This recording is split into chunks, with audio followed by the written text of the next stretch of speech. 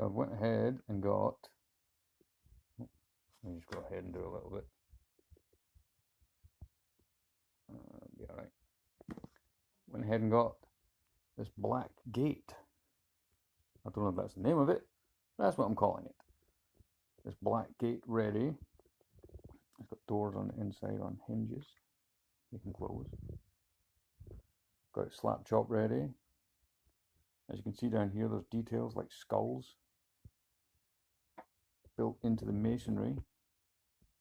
There's a gate at the back that also can open and close.